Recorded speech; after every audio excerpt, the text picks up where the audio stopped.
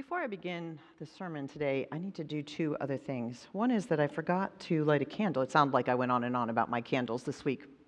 But I forgot to light a candle for a longtime friend of our congregation, Terry Mounts, who was involved in a car accident 2 weeks ago. And Rose Rodney and I have been supporting him, and also a couple other members of the congregation, but I did want to let folks know that, as he will need more support in the coming weeks. So let's just take a moment to hold Terry in our thoughts. And the other thing that I really want to do is just say that we are grateful to have our choir with us, and we are grateful to have Brett Carson, who stepped out of his area of comfort to conduct our piece and also to arrange the piece that we just sang. So can we just thank Brett Carson?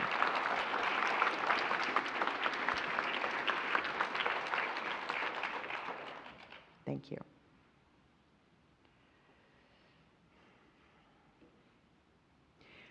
In a cupboard in my fourth and final home as a child, there was this odd and fascinating book. It wasn't this one, though it was of this era. It was a book that was so beautiful, with its gold page edges and its fanciful illustrations.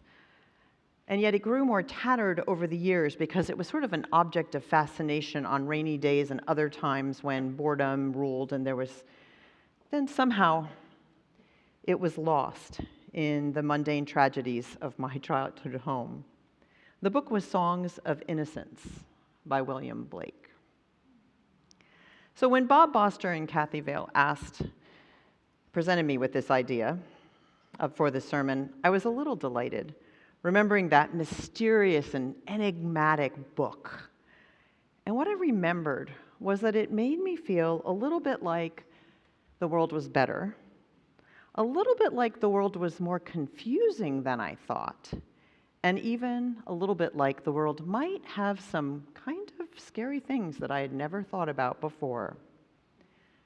And all of that was really interesting. So Jerusalem, the hymn that the choir presented, was what was the opening salvo of our conversation about this year's auction sermon topic. And I'll be real. When I first listened to the recording of this hymn, it seemed unintelligible to me. Okay, I thought, this requires exegesis, which is a fancy word you learn in seminary for unpacking biblical texts. And of course, in Blake's time, everything started with biblical text, right? So I went and I listened to the words and I did a little bit of that exegesis stuff, right, Rodney? And that really was helpful to some extent, but then I did what we now teach in seminary, which is a lot of Googling.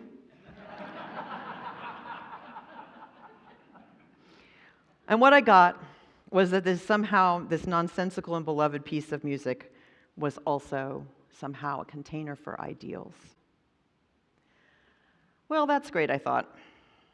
In 2024, ideals are not hot, nor are they cool. They might even be extinct. We did not say this to our children. However, I feel that we should say this to ourselves, because I know my colleagues in the Jewish tradition are struggling this Yom Kippur with messages that seem so out of reach, with hostages still unaccounted for, and many, many struggling with Israel's actions as well. We do not speak to our children today of the 20,000 killed in Sudan, or many of them children, or the estimates that 9 out of 10 of the residents of Gaza have been displaced at this point, half of them children, or where the death toll is now assumed to be somewhere around 40,000. And we do not talk about Congo, where there is a death toll of over 6 million since 1996, which is both unknowable and unknown among us. So what does a hymn with words penned in a lifetime that began in 1757 and ended in 1827 have to say to us today? Well, it turns out a whole lot. Perhaps It was when I learned that it was Blake who said, "Paradise is your birthright," and who believed that gods and angels are internal and among us, and that we can have glimpses of eternity which can sustain us across great abysses. And remember, David Stanley talked about the times of which Blake was composing his work. Joe Higgs, whose newest book on Blake is entitled William Blake versus the World, would not be surprised at my skepticism nor my re-engagement. He would also say that Songs of Innocence was to Blake's other work like Yellow Submarine was to the oeuvre of the Beatles. Sort of more like Bruce Springsteen's Born in the USA than is Born to Run. For this, the same mystic poet who died and was buried in a pauper's grave produced works that baffled and thus were totally rejected by his contemporaries, especially because he did not make any secret of the fact that often his work, especially his artistic work, for he was not only a poet and a writer, he was also a painter and a sculptor, and his paintings and sculptures were often inspired by visions that he would have. This did not make him particularly embraced by the rest of his artistic contemporaries. So he was buried in the place where those with no money, the indigent, were buried at his time. And yet, just a few decades later, when the Blake Society planned a small, simple ceremony just to put a simple headstone in his honor, 3,000 people unexpectedly showed up. And then, at a more recent exhibit of his work in the last decades of the last century, it included his paintings and his sculpture, and it attracted over 100,000 people. It was one of the biggest exhibits in British history. There is something that Blake wants to tell us about how we need our ideals. And as a man who saw the face of Jesus reflected in a window when he was 4, and then a tree of angels as a vision when he was 7, which his father was not at all happy about, a man who had an argument with a thistle and then captured it in a poem which he sent to a friend, it is clear to me that he would have no problem speaking to us from beyond the grave. So it was a couple weeks ago when I first sang Jerusalem with the choir, and something else stirred in me, even if the version that I had originally picked was, shall we say, a bit convoluted. Thank you, Brett. His rearrangement was much to the betterment of all. David Stanley told us that night that it was a protest song, and yet what spoke to me was that it embraced some truth that could be heard by many. The interwebs told me it was a song loved in hallowed schools and prep schools, which is where Bob first encountered it, and in beer halls alike in England. That is claimed by both the Labour Party and the Conservative parties, by all kinds of range of people. What is so interesting to me is that when I went back on to look for a source that I had used earlier, and I Googled William Blake and this in Jerusalem, one of the first things that came up on Google for me was William Blake a Republican?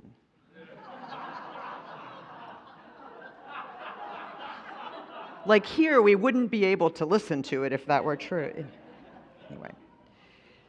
Within its swirling cloud of words, I would say this hymn speaks of hope. After all, isn't it our ideals that make us not want to have to settle, that fuels the disillusionment, that the democracy we thought was so firm is flimsy? Blake asks why we thought we could have something forever when life is a fleeting thing.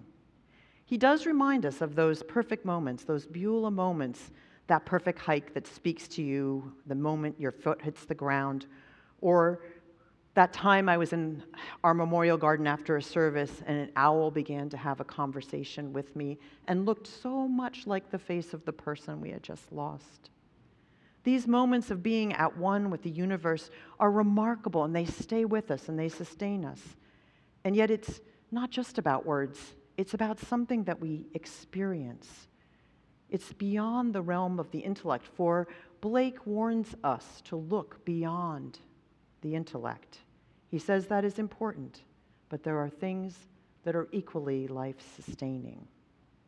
Now, John Higgs says that Blake's sculptures were recreations of his visions, as I said. But Jerusalem, he said, is perhaps the product of a Bueller time, a fleeting perception of the possibilities of this life, which somehow get transmitted in a hold-on of that vision for those who still sing it. Because it's not just about the words. I've sung it now quite a few times with the choir, and I can tell you that. Blake believed in a 4-level way of understanding the world, 4 levels of sight, which drew the complete scorn of his contemporaries. He believed that we could start with our faith. He thought that was very important, but he didn't like its institutional forms at all. Sounds familiar? He didn't like authority being vested with some group. He liked it being just what we do all together. He also believed in the triumph of the rational, but he also said there are limits to that. There are truths beyond truths that can be expressed in words or that we can know in this time. And he believed that we needed a dusting of imagination, both personally and together collectively in our vision of what is paradise. Those were his 4 levels. I think we need them now. Moral curiosity and imagination may be Blake's most important message to us now, from his grave in this time. Perhaps it's something we need when easy answers are not available for us, when we have such complex and difficult problems. Being able to hold truth intimately together is like putting the chariots of fire with those satanic mills. It's 2 just short verses, right? But that's the world we're living in. For Blake, he believed that we need to protest the way things are being changed, like the industrialization that was happening all around him, and not just to the landscapes, but to the people who he could not bear were suffering. For Blake, embracing science and rationality was important but not enough. His painting of Newton shows Newton using his compass, oblivious to the fact that he is doing so underwater. An improbable thing that speaks to Blake's vision of the world. He believes that there are larger truths that we cannot know and cannot necessarily express in words, but which we can approach, and that is important. The ulro, which is, he believes not just in, he was very scornful of the single vision, seeing just out of one lens or one ideology. He was very troubled even with the limited perspective that you can get across 2 perspectives. He believed in this idea of there being possibly a state of peace and dreaming and Eden or eternity, as long as we remember that they don't happen anywhere else. They happen here. And as John says, all of us understand and have experienced what heaven and hell are like in this life. And that is the heaven and hell that Blake put before us. Music is one of the things that I think sometimes lets us glimpse this 4th level, which makes sense to me that this hymn has become so beloved. Blake was a person who saw life as it was and was not afraid to see it in its complexity, the bad and the good. Higgs says that he believed that some were hyper phantasmic, which means that they could perceive the imaginative, but also that meant they could perceive a kind of empathy that was almost unbearable. I think that's happening to some of us today. As we read the news, it's almost unbearable to tolerate what is happening, the suffering of others among us, to be able to hold truths that are so incomprehensible to us. For example, the idea that one of our allies, Israel, could have actually killed members of a peacekeeping force this week. We need something else to hold those truths among us today.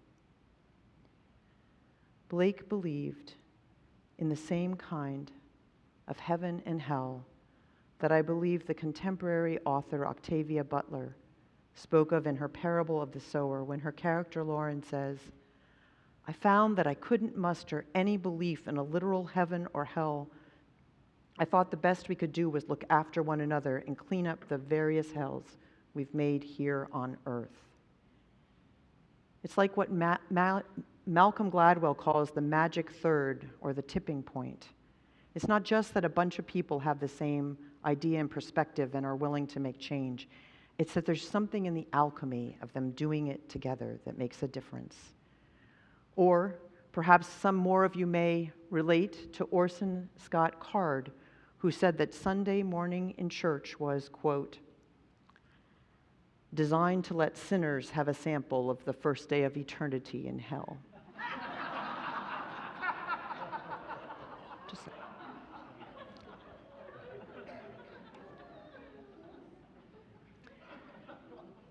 Blake did believe that there were people who were fantastic and those who were hyper-fantastic, which meant that they had a real anger about social justice, and they are the ones that find it hardest to bear these incredible examples of what we can do to one another on this planet. Blake would see the small children in the mills, and he couldn't escape them, and it shaped his world.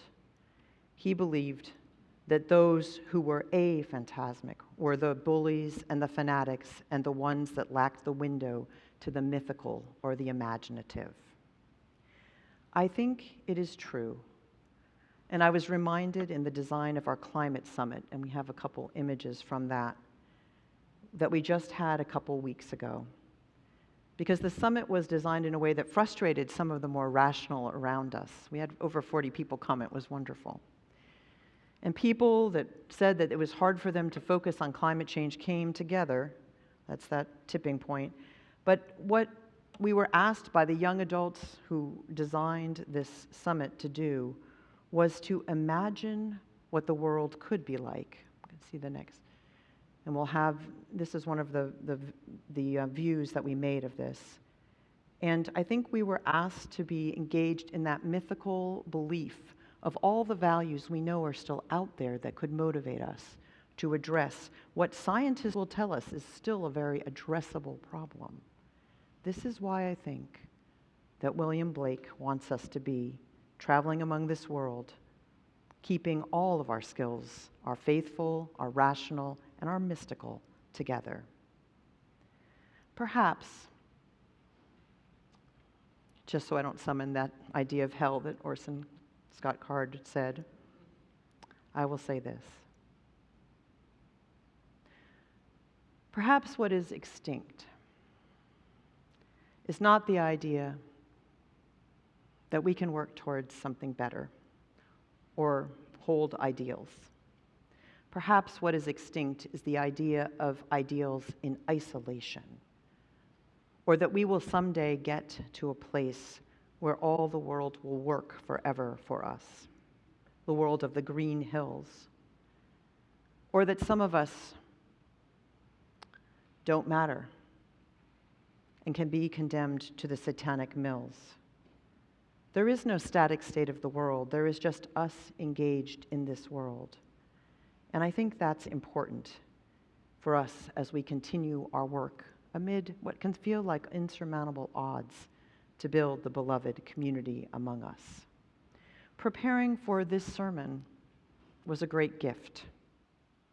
It gave me the courage to do something I had been putting off, which was doing some of my phone banking for our partner Faith in Action East Bay against Proposition 36, which would expand incarceration in our state, which we worked so hard to reduce, because our prison system is a worldly hell, which is one that I do not want to support.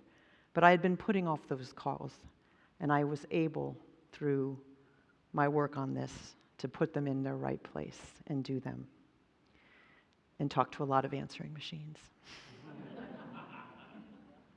But it was my effort. So I want to thank Kathy and Bob for this journey.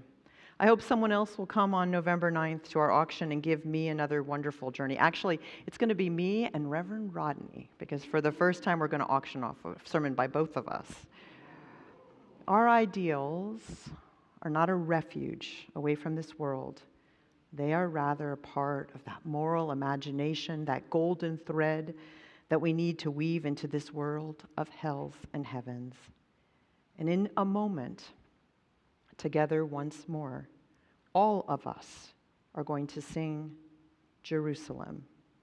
And as we do, let us allow our hearts to be open to our real sorrows and our deep, deep, passionate love for this flawed world.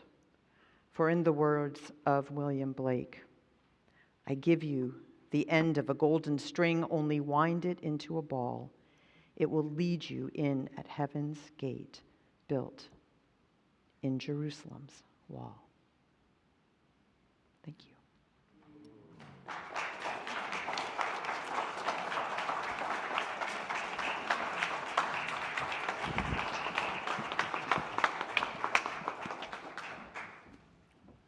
We invite you to please rise in body or spirit to join us